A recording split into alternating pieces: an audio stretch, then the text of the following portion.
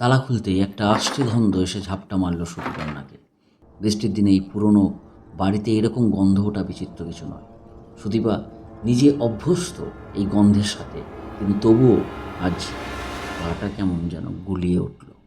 কোনো মতে নিজের কাক ভেজা শরীরটাকে ঠেলে নিয়ে গেল স্নান ঘরে। শাওয়ার চালিয়ে দাঁড়িয়ে পড়ল তার নিচে। শরীরটা কাঁপছে থরথর করে। শাওয়ারের জল এক নাগাড়ে পড়ছে চোখে মুখে। পাহাড়ি এলাকা, এখানে জলের ব্যবহার করতে হয় খুব পরিমিত, কিন্তু সুদীপার আজ ভ্রুক্ষেপ নেই বললেই চলে। আচ্ছা পুলিশ সত্যি দীপ্তকে খুঁজবে? ওরা তো সব শোনা মাত্রই বলে দিল যে সে কোনোভাবে খাদে গড়িয়ে পড়েছে। বাড়িতে কি এখনই সব জানাবে সুদীপা, নাকি অপেক্ষা করবে সকালের? কারেন্ট নেই। ভেজা শরীরের মোমবাতির সন্ধানে এদিকে ওদিকে হাতড়াতে হঠাৎ সুদীপা খেয়াল করলো বাইরের দরজাটা হাট করে খোলা। চমকে উঠল সে। ঢোকার পর দরজাটা কি তবে লাগায়নি মনে পড়ছে না কিছুতেই। পায়ে সেদিকে এগিয়ে যেতেই হোঁচট খেলো একটা। এটা কে? কে বসে আছে আমার ঘরে? যদিও অন্ধকারে, তবুও অবয়বটা স্পষ্ট। আতঙ্কগ্রস্ত গলায় সুদীপা চেঁচিয়ে উঠল, কে? কে ওখানে? কৌশিক? কৌশিক বাবুর প্রত্যাশা ছিল বুঝি।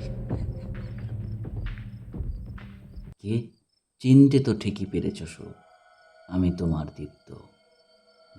দীপ্ত? অজানা আগন্তুকের আতঙ্কে যতটা না ভয় পেয়েছিল সুদীপা, এবার তার থেকেও অনেক গুণ বেশি ভয় পেল পরিচিত মানুষটার কণ্ঠস্বরে। আমাকে ওখানে রেখে কেন চলে এসেছিলে সু? তুমি জানো না বৃষ্টিকে আমি কতটা ভয় পাই?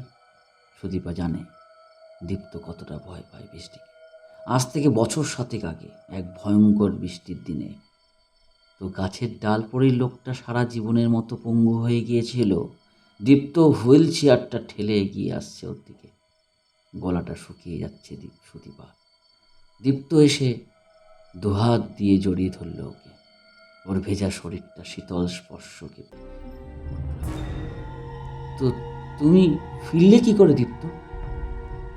ওরা নিয়ে এলো আমাকে।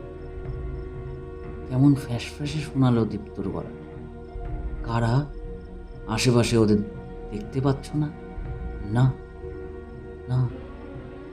কাদের কথা বলছো তুমি? ওই যে আধারের বাসিন্দা, যারা, যে আধারে আজ তুমি আমাকে ফেলে এসেছিলে।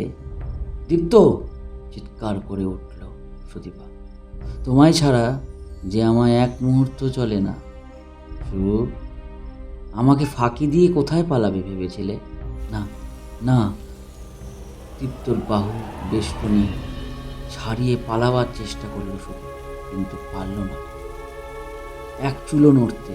ও স্পষ্ট অনুভব করতে পারছে দুটো হাত যেন মাটি খুঁড়ে উঠে এসে জড়িয়ে ধরছে ওর পা।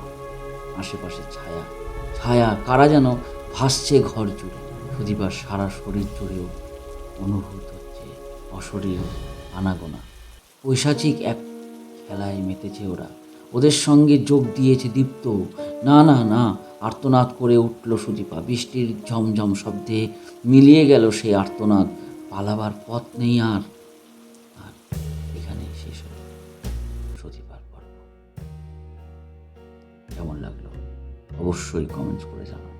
যদি আপনাদের কাছে কোনো রকম ভৌতিক ঘটনা থেকে থাকে, অবশ্যই আমার এই চ্যানেলটির মেল অ্যাড্রেসে পাঠিয়ে দিন।